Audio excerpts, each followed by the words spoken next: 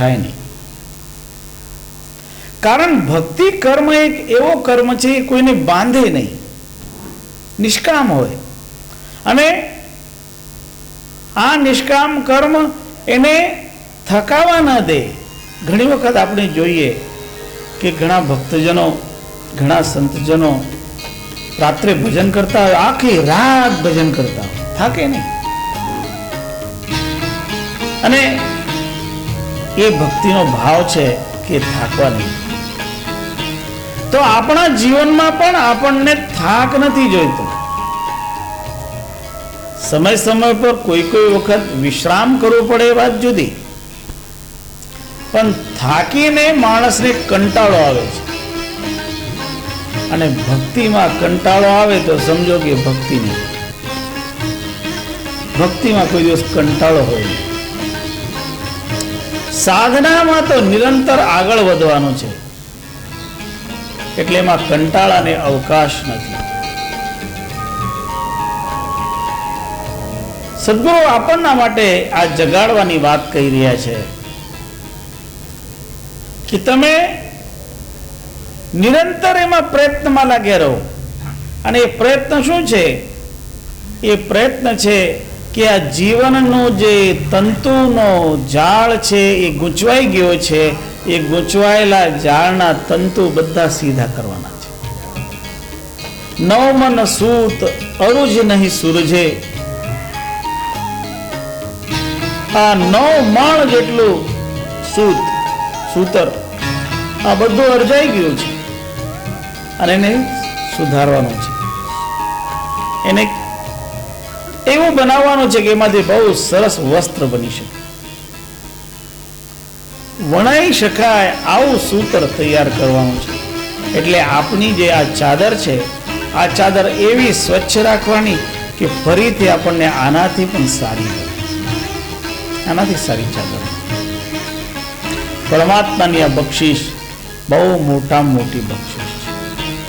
અને આ ચાદરને શ્રેષ્ઠ કરવા માટે જ્ઞાન, ધ્યાન, ભક્તિ બધા ઉપાયો કરતા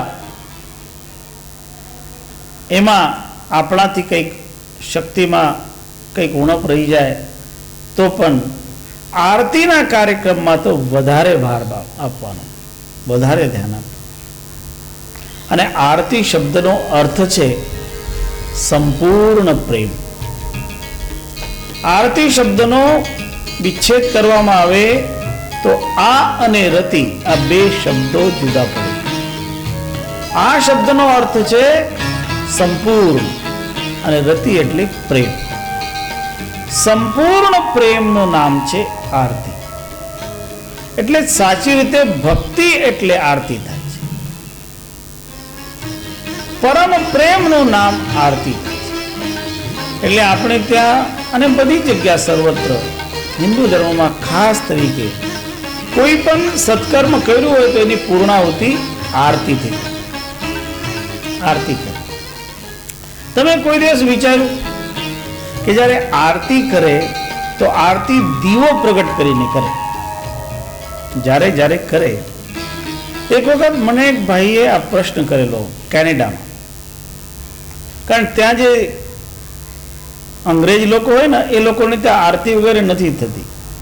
તો એને આ મને પ્રશ્ન કરેલો કે તમે આ બધું દીવો પ્રગટ કરાવીને આમ ફેરવો છો, એનો મતલબ શું? આવો પ્રશ્ન કરેલો. બહુ સરસ વાત.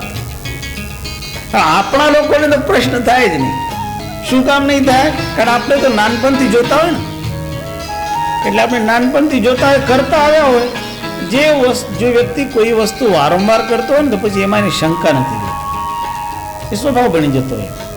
પણ જેને કોઈ દિવસ નથી કર્યું અને પહેલી અને સમજનો થઈને કરવાનું હોય, આપણે તો શરૂઆત કરીએ ત્યારે બહુ સમજણા ન હોય ત્યારથી જ ચાલુ કરાય, એટલે પછી પ્રશ્ન રહેવાનું કારણ નથી રહેતું.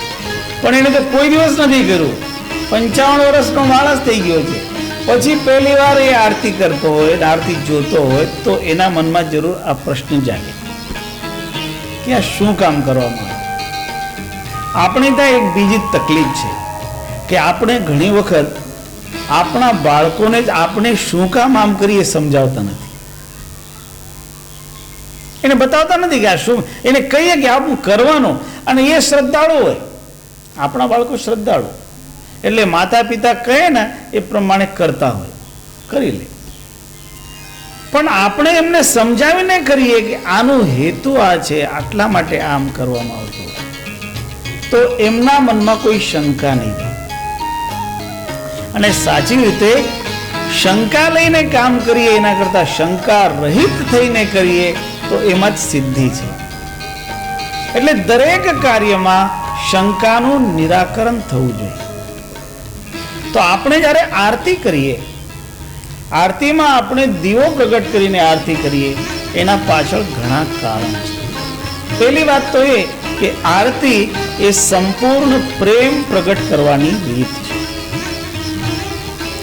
જો જગતમાં જુદા જુદા લોકોના પ્રેમ પ્રગટ કરવાની રીત જુદી જુદી હોય છે. નાનું બાળક હોય, તમે એને હાથમાં ઉપાડો, એને હલાવો ડોલાવો, એને કોઈ એનું મોઢું ચૂમે, કોઈ આમ એના માથે હાથ ફેરવે, એવી રીતે એને પ્રેમ કરે, એવી રીતે એને વહાલ કરે. બે મિત્રો મળે તો એકબીજા શેક હેન્ડ કરે, હાથ મેળવે, વધારે પ્રેમ હોય તો ભેટે. તો એ એક એમનો પ્રેમ પ્રગટ કરવાની રીત છે. આપણા વડીલો હોય તો આપણે શું કરીએ, પગે લાગીએ, ચરણો ઉપર મસ્તક મૂકીએ, ગુરુજનોના, વડીલોના. પણ જ્યારે બહુ વધારે પ્રેમ થાય તો આરતી. એટલે એ આરતી એ પ્રેમની પરાકાષ્ઠા છે. અને એમાં શું છે, એમાં એટલો બધો આદર જોડાયેલો હોય, આરતીમાં એટલી બધી શ્રદ્ધા જોડાયેલી હોય. જે શેક હેન્ડ કરવામાં શ્રદ્ધા નથી થતી, જે મળ્યા હોય બેઠા હોય એમાં શ્રદ્ધા નથી હોતી, જે શ્રદ્ધા આરતીમાં થાય. આપણે ત્યાં ઘણી વખત આરતી કરવાના ઘણી વખત રિવાજ છે. જૂના જમાનામાં તો એવું હતું કે જ્યારે સંગ્રામમાં પતિ જતો હોય યુદ્ધમાં લડવા માટે, તો પત્ની એની આરતી ઉતારતી. દીકરો જતો હોય તો દીકરાની પણ આરતી માતા ઉતારતી, અને પછી એને વિદાય આપવામાં આવતી. એની પાછળનો ભાવ એ હતો કે જ્યારે એમની આરતી ઉતારવામાં આવે અને પરમાત્માને એની પ્રાર્થના કરવામાં આવે કે આ જે કાર્યમાં જાય એમાં યશસ્વી થઈ જાય, અને જીતીને આવે તો ફરી એની આરતી ઉતારવામાં આવે. આ આપણી પરંપરા, આપણી એક સંસ્કૃતિ. એ સંસ્કૃતિની અંતર્ગત આરતીનું આટલું મોટું મહત્વ કે માનવી જાય તો એની આરતી કરે, આવે એની આરતી થાય, વિજય મેળવીને આવે તો આરતી થાય. આ સંસાર આખો જીવન એનો સંપૂર્ણ પ્રેમથી ભરપૂર કરી દેવાનો. જતો હોય ત્યારે એને કહેવાનું કે અમે તમને બહુ પ્રેમ કરીએ છીએ. આવતો હોય ત્યારે એને કહેવાનું અમારો પ્રેમ ઘટ્યો નથી, અમારો પ્રેમ હજી વધ્યો છે, એ નિરંતર વૃદ્ધિ પામતો. આરતી શબ્દનો અર્થ છે સંપૂર્ણ પ્રેમ પ્રગટ કરવાની વ્યવસ્થા. હવે જ્યારે એની સાથે શ્રદ્ધા અને ભક્તિ જોડાઈ જાય તો એ પ્રકાશિત થાય, વધુ પ્રકાશિત થાય. એટલે પછી એની સાથે ઘણી બધી બીજી સામગ્રી જોડવામાં આવતી. સદગુરુ કબીર સાહેબ જ્યારે આપણને કહે કે આરતી કરો ને, જ્ઞાનની આરતી, જ્ઞાન આરતી અમૃતવાણી, પૂર્ણ બ્રહ્મ લેહુ પહેચાની, જાકે હુકમ પવન પાની, વાકી ગતિ કોઈ વિરલે જાની, ત્રિદેવા મિલ જોત બખાની. કેવી રીતે વર્ણન કરતા કરતા એક એક વાતને સદગુરુ આગળ મૂકી રહ્યા છે. જ્ઞાન આરતી માનવીના જીવનમાં સાચી પૂર્ણતા જ્ઞાન દ્વારા છે. અને જ્ઞાન દ્વારા જે પ્રેમનો પરિપાક થાય, એમાં જે આરતી થાય એ પૂર્ણ બ્રહ્મને પ્રગટ કરે. પૂર્ણ બ્રહ્મ એની સાક્ષાત્કાર કરાવવાની ક્ષમતા જેમાં છે એનું નામ આરતી છે. એટલે આપણે જે આનંદ આરતી કરીએ એનો મૂળ હેતુ છે કે એમાં બધા જ જ્ઞાન, યોગ, ભક્તિ, અષ્ટાંગ યોગ એ બધું એમાં આવી જાય. એનું બધાનું ફળ આમાં આવી જાય. એટલે આપણને આ આનંદ આરતી કરવા માટે સદગુરુ કહે છે. આપણે કાલે થોડુંક આનું વર્ણન કર્યું હતું, આજે થોડુંક આરતીનું વર્ણન આગળ વધારીએ. આરતી બહુ વિશિષ્ટ છે, આપણે થોડો સંક્ષેપમાં એનો ભાવ લઈએ. જે વ્યવસ્થા છે એમાં એક સુંદર ચંદરવો બાંધવાનો હોય, ચંદરવામાં પુષ્પહાર લગાડે, પછી જમીનને બહુ સુંદર સાફ પૂર્વમાં કરેલો હોય, ત્યાં ગાદીની સ્થાપના કરે, ગાદી ઉપર શ્વેત વસ્ત્ર પાથરે, પછી ત્યાં ધોળા માટીના જે સુંદર સ્વચ્છ કરવા માટેનો ઉપયોગ કરવામાં આવતો હોય એનાથી લિંપન થાય. એનું કારણ એમ હતું કે જૂના જમાનામાં પ્રાય લોકોના જે ઘર હતા ને એ માટીના ઘર હતા, અને માટીના ઘરમાં રોજ લીંપણ કરવામાં આવતું જેનાથી ધૂળ નહીં ઉડે. હવે તો લોકોના ઘરમાં તો ફર્શ આવી ગયો, કોઈના ઘરમાં માર્બલ છે, કોઈના ઘરમાં ટાઇલ્સ છે, છતાં એનું લીંપન તો કરવું જોઈએ, સ્વચ્છ તો કરવું જોઈએ. કારણ ટાઇલ્સ હોય, માર્બલ હોય તો પણ એના ઉપર ધૂળ તો ચોટતી જ હોય, અને સ્વચ્છતા તો સૌથી પહેલાં રહેવી જોઈએ. કબીર સાહેબે સ્વચ્છતાને બહુ ભાર આપ્યો છે. જ્યાં સાફ ત્યાં આપ વિરાજે. જ્યાં સ્વચ્છતા છે ત્યાં જ પરમાત્માનો નિવાસ છે, અને પરમાત્માને સ્વચ્છતા નિરંતર શ્રેષ્ઠ લાગે છે, ગમે છે.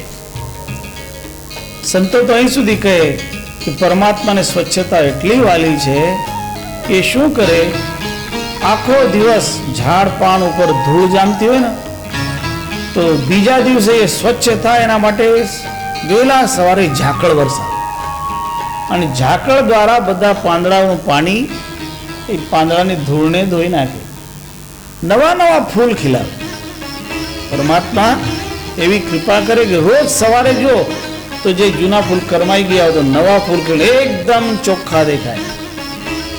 તો પરમાત્માને પણ સ્વચ્છતા પ્રિય છે, નવીનતા પ્રિય છે, અને જગતમાં પણ નિત્ય નવીનતા હોવી જોઈએ.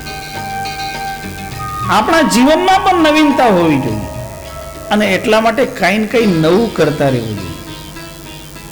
નવું નવું કરો, નવું નવું કરો તો એની શોભા વધે, એનાથી તમને વધુમાં વધુ એમાં આકર્ષણ રહે, અને તમને કોઈ દિવસ કંટાળો નહીં આવે. નવું નવું આવતું હોય ને તો કંટાળો નથી હોતો. એક જ વસ્તુ વારંવાર વારંવાર થાય તો પછી શું થાય? કંટાળો આવે. માણસને કંટાળો આવવો નહીં જોઈએ. એટલે ભક્તિમાં પણ નવીનતા, જીવનમાં પણ નવીનતા, કંઈક નવું શીખો, કંઈક નવું કરો. અને જે નવીનતમ જ્ઞાન પરમાત્માનું હોય એ તો પરમાત્માનું જ્ઞાન સ્વરૂપ છે. અને પરમાત્માનું સ્વરૂપ કેવું? તો નવતમ નામ સાહેબ કો રૂપા. પરમાત્માનું સ્વરૂપ કયું? કબીર સાહેબે કે પરમાત્માનું સ્વરૂપ એવું છે, સાહેબનું સ્વરૂપ એવું છે કે કાયમ નવું જ હોય, એ કોઈ દિવસ જૂનું દેખાય જ નહીં. જ્યારે જ્યારે જુઓ ત્યારે જુદું લાગે, કંઈક નવું લાગે. અને એ પ્રકૃતિની લીલા છે, આ પરમાત્માની એવી વ્યવસ્થા છે. એટલે આમાં કોઈને પણ કંટાળો થવો જોઈએ નહીં. અને એના માટે ખાસ કરીને આપણને સમજાયું કે તમે જ્યારે આ વિધાન પણ કરતા હોય ત્યારે નવીન નવીન વસ્તુ એમાં મૂકવાની, નવીનતા એમાં નિરંતર લાવવાની.